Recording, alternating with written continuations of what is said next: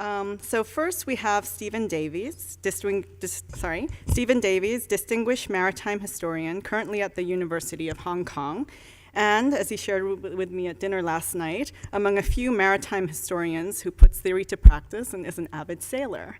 So he'll share with us today his work on maritime cultures. What were they, when were they, and where did they go? And following that will be Harold Thwaites, and then Venka Purushothaman, who I will introduce later. Good afternoon. Much thanks to the hierarchy and NTU, and for Andrea and Suan for asking me to come and talk. I'm a bit of an oddity because I am a mariner. I was thinking during lunch how I was christened in the ship's bell of a battleship that 3.5 years previously had sunk the Bismarck on the quarterdeck of the battleship. And I've been involved in the sea ever since as a seafarer. And one of the things that I've noticed that has been missing as we've talked over the last couple of days has been the seafarer, the vector of maritime culture. Maritime cultures ultimately emerge from the practices of people who go to sea. And they're the guys who seem not often to creep into the narrative. I've just finished a 2.5-year history project writing the history of maritime welfare in the Pearl River Delta area. And nobody had ever written it before because it's about seafarers. Maritime culture itself is a curious concept. It pops out of the woodwork in the mid-19th century. I'm using here Google Ngram. If you've never played with Google Ngram before, may I commend it. Not necessarily for its intellectual excellence, but because it's huge fun. It basically takes digitally sampled books and looks at the incidence of word use over the period 1800 to 2000, which is an interesting proxy for looking at how any given topic features in wider discourse. And maritime culture, as you can see, it pops out of the woodwork in the mid-19th century, sinks down, has a somewhat volatile career, a bit like the Hang Seng Index in Hong Kong, and then round about the 1960s goes into high gear and zooms exponentially up the chart as I should go on to say, in my view, maritime culture itself is in fairly rapid decline. So it's a classic example of everybody getting interested in something of heritage importance when and only when that heritage begins to slither away. As you can see, the seafarer has never really stood high in the record, where farmers have had their day and have slid down the charts a bit, as only 2% of people on average work in the agricultural sector in the developed world. Workers have risen up, and they're now on decline slightly since we're all middle class now and don't admit to being workers. But the seaman started low and has dwindled. If we take it in the realm of made culture in visual art, landscapes have started reasonably well, have climbed up the charts and seem now to be very popular, whereas seascapes have seldom even climbed off the bottom. And it's slightly paradoxical. Sea trade, which has had a little blip, seems to have had a blip in wartime only, when people were beginning to panic with the first advent of unrestricted submarine warfare, and suddenly people become aware of how important sea trade is. And then it slithers back down the charts and it bumps along slightly higher than it had been to start with, but doesn't seem in any way correlated with what has actually been happening on the water, where we see sea trade has massively increased to the point it's carrying 90% of world merchandising trade and is simply huge. There's been this massive increase in sea trade, and yet we talk about it rather less than we did in the more recent past. So that's another puzzle. And I was reading a book by, an article by a chap called James Holmes, who's a naval history professor in the States, and he gave a talk in Australia. And he inadvertently, if you like, distinguished between countries or societies, let us call them, which are economically maritime or not, which are geographically maritime or not, and which are culturally maritime or not. And thinking about this, I wondered about whether these are entailments. So if you're geographically and economically maritime, you're necessarily culturally maritime. And I came to the conclusion that they probably aren't. Geographical maritimity, and it's interesting we don't have that word, I've just coined it. Maritimity is something that we ought to have, but we don't. Geographical maritimity is confined to some countries, but not many, which have a coastline of some level. Economic maritimity, evidently you earn your money from the sea or not, and some early maritime cultures I'll look at earned all of their livings from the sea. And cultural maritimity, well, it's a kind of add-on that you may or may not have, and I'll go a bit further into this. But that little simple box with everything neatly divided into quarters, I think is somewhat unrepresentative of the truth, which is more like maritime culture being down here at the bottom front corner, where geographically, culturally, and economically maritime countries are the exception rather than the rule. We're a terrestrial species. Normal people, I've learned over my 70 years, do not go to sea. Here is where, as I say, I think the little box is, and it's a box where, over time, I think, this is all very conjectural, primarily to prod brains into thinking, we're moving away from any of those cultures which are culturally maritime, moving away from a point where everything is maritime to a point where perhaps you might have intensive economic and geographical maritimity, but no cultural maritimity at all. And that would look a bit like that, where you start with, at the very bottom front corner, early, totally maritime societies like the Inuit or the Polynesians or the Orang Laut of the Southeast Asian area.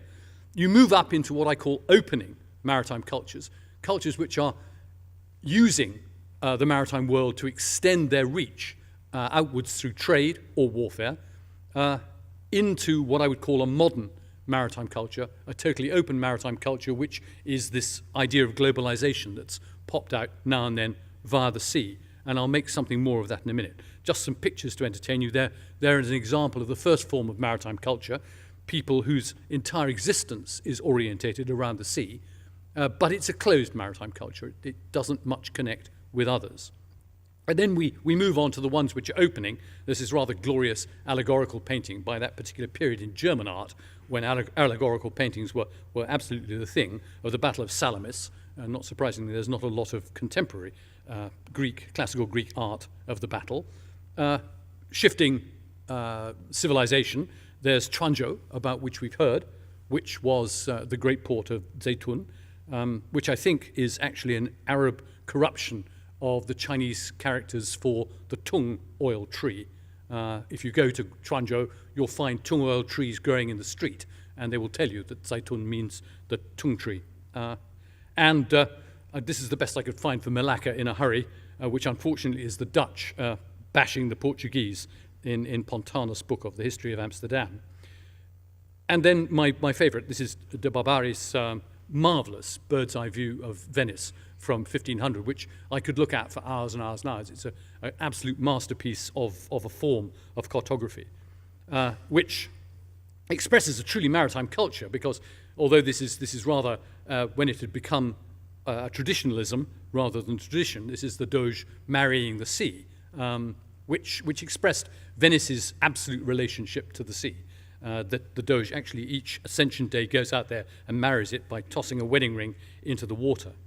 I forgot to mention at the beginning there a distinction that I picked up from Joseph Levinson between a tradition, which he nicely defined as being basically stuck in the past and unable to move, and a traditionalism where you are deliberately narrowing your vision. And the fate of many traditions is to become traditionalisms.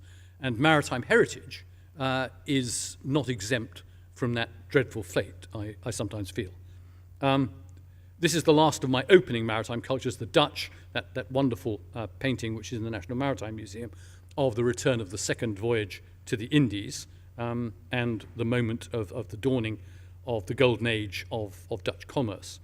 Then we're into the opening, the open versions. This is Ridley's interesting mid-19th century painting, middle to late 19th century painting of the Port of London, with the marvellous painting of Wiley about 40 years later, showing it once the steamship had truly globalized maritime trade in the world. And out of it came other places which were globalizing. Here's Shanghai in the 20s and 30s. If ever there was a polyglot port city, that would have been it. And of course, Singapore is one of my favorite ones, of Telok Ayer being reclaimed in the early 20th century. Some people may know that photograph better than me. I may have the date wrong, but I think I'm about right. Now, the trouble with these port cities is that as far as terrestrial humanity is concerned, so that's the overwhelming majority, they're actually a pain in the butt. They do stuff that we'd rather not have done through their openness to the outside world. They face outwards, not inwards. They are places where things mix and the center does not hold. And this is very early on sussed in the Odyssey. This is an allegorical painting by Alessandro Allori, which is in the Palazzo Salviati, which is now a bank in Florence, of Odysseus talking to Tiresias. And Tiresias is saying, well, look, mate, when it's time to leave the sea, you really need to leave it. You've got to realize that being a sailor is weird, so it's time to go, and you put an oar over your shoulder, and you keep walking until somebody says to you, what is that over your shoulder? And at that point, you know you've come where you can actually settle down and forget the sea and become a normal human being. And if they mistake it for a winnowing flail, that's something that you winnow grain with, then you really know that you've made it. You've arrived somewhere where at last you can relax and stop fretting about the sea, which is bad for you. It comes out in political philosophy too, which is where I started my academic life, in Plato's Laws, where he basically says, look, if you're a port city, you are stuffed, rolled, and trussed, because that is not anything to be. As he puts it, you have not any chance of preserving your state from degeneracy and discordance of manners.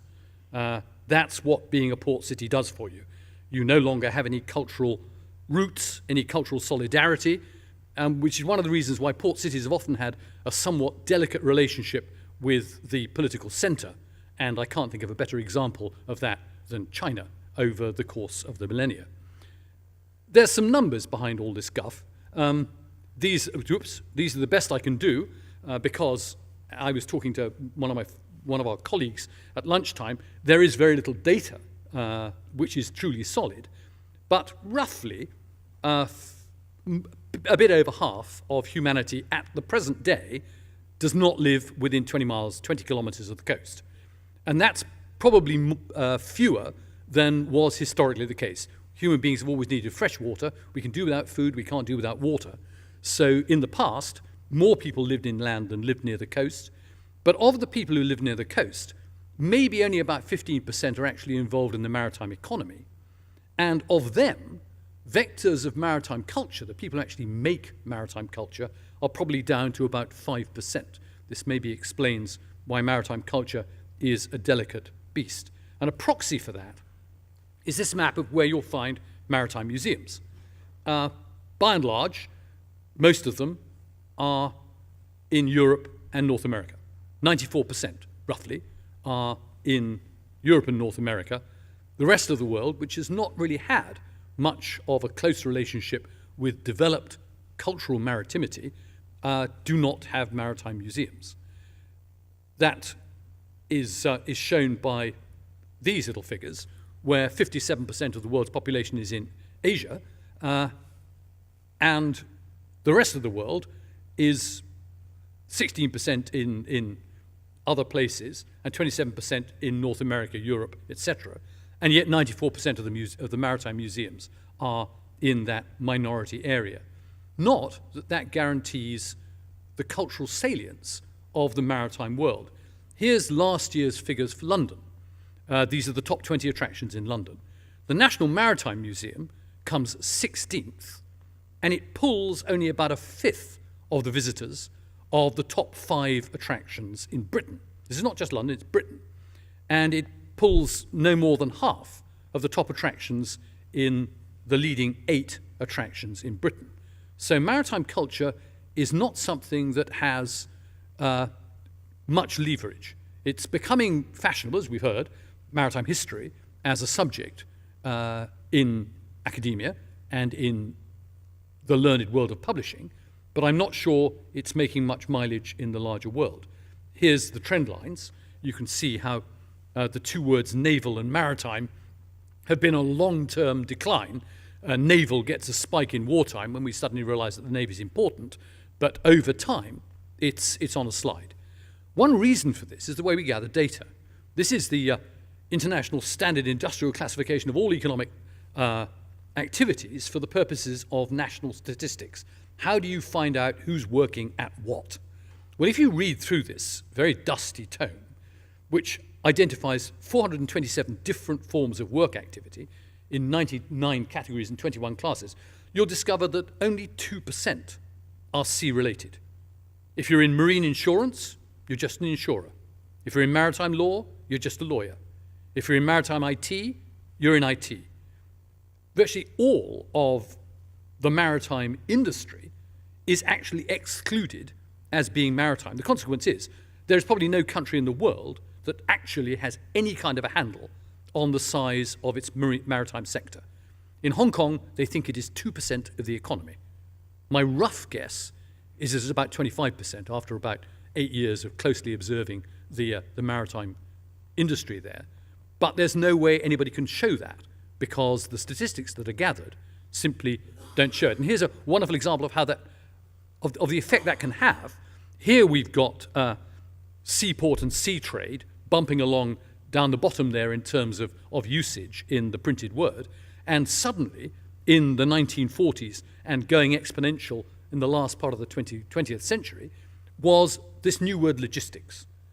As if that which carries 90% of world merchandising trade is absolutely on a parity with trucks and trains and planes. It just gets made invisible by being called logistics.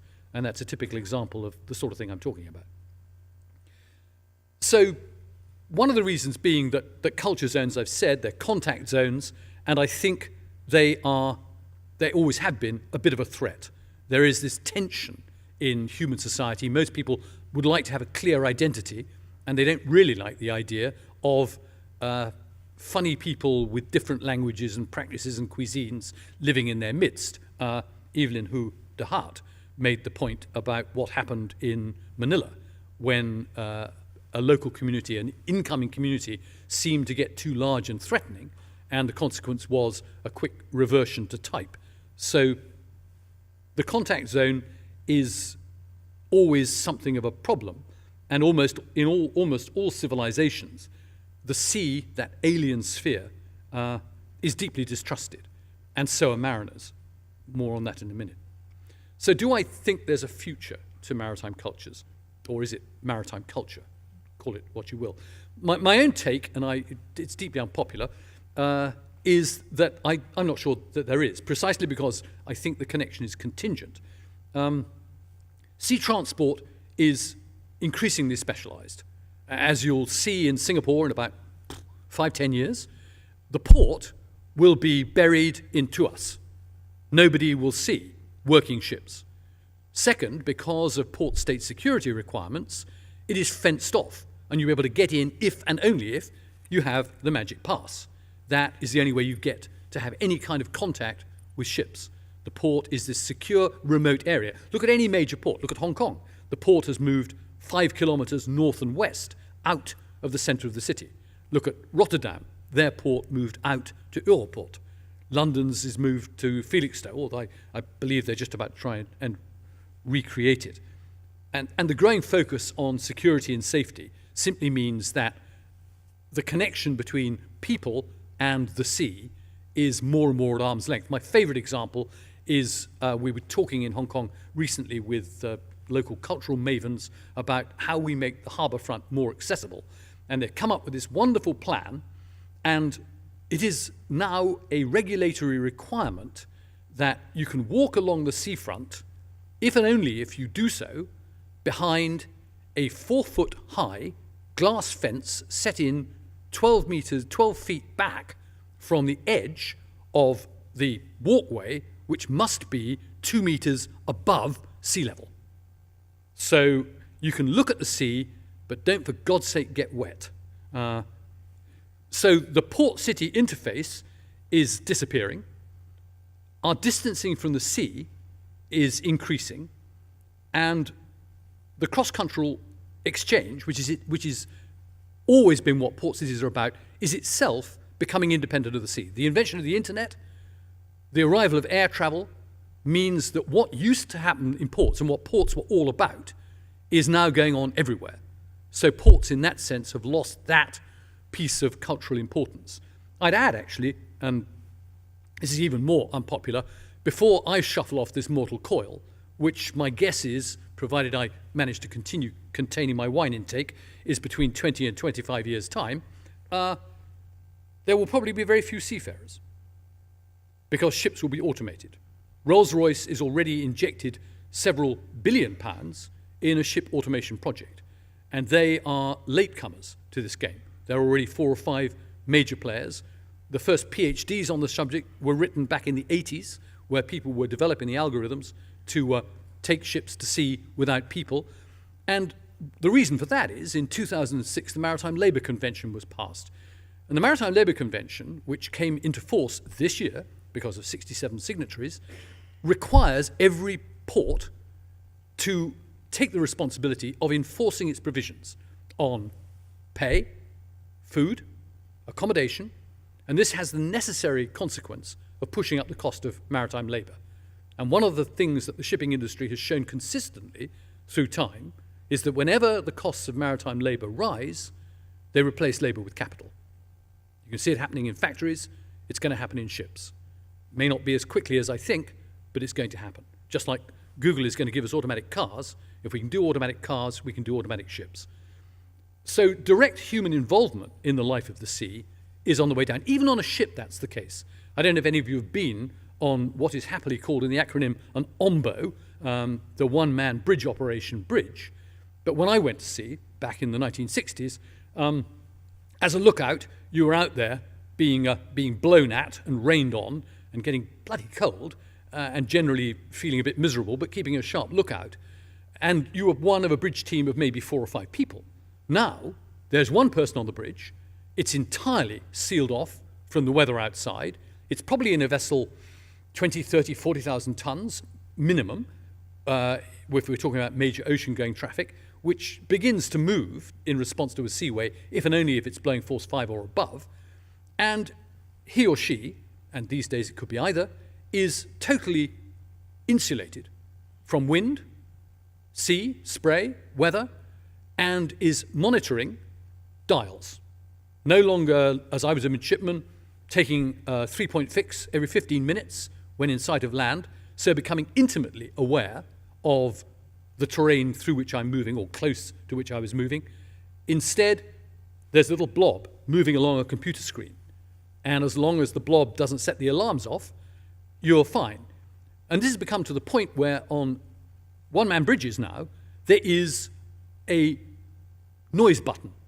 And you are required, as the officer of the watch, to hit that noise button. I forget how often it is. It's something like every 15 minutes to indicate to the skipper and other people that you are awake and paying attention. Because otherwise it's so goddamn boring, you go to sleep. So that too is a distancing from the sea. Maritime culture is not being made because the people who ought to be making it are doing something else. They're being basically office workers. So my feeling is that what's happening is that maritime culture is becoming a traditionalism, nostalgic, avocational, or like me, a recreational sailor. A traditionalism, not a tradition. The deep-seated and lived conviction that maritime cultures are important, we share, but I think we're in a minority, and an extreme minority.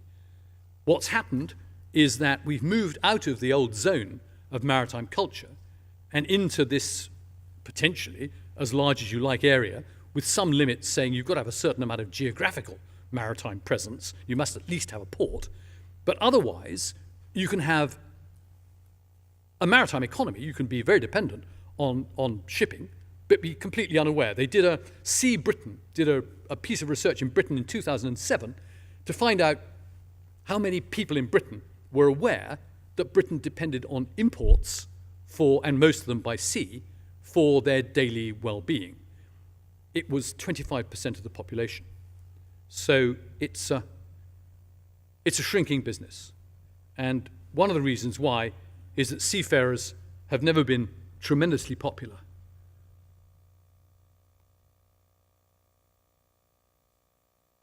This ought to work, and it's just to give you a nice little out.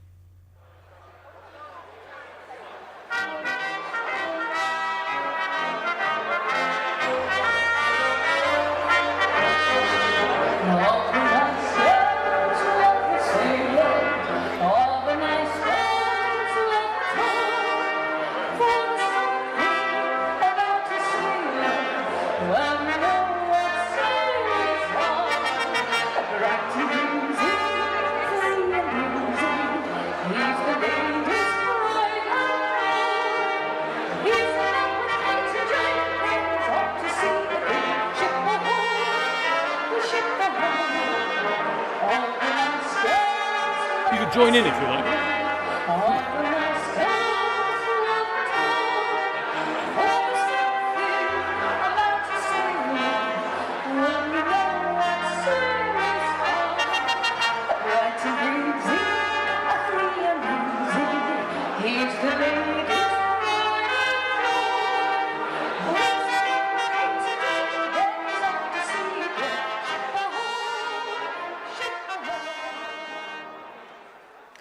In that song is the very two-edgedness about the sea that I think is perfectly normal in most societies. Sailors are a bit of a joke.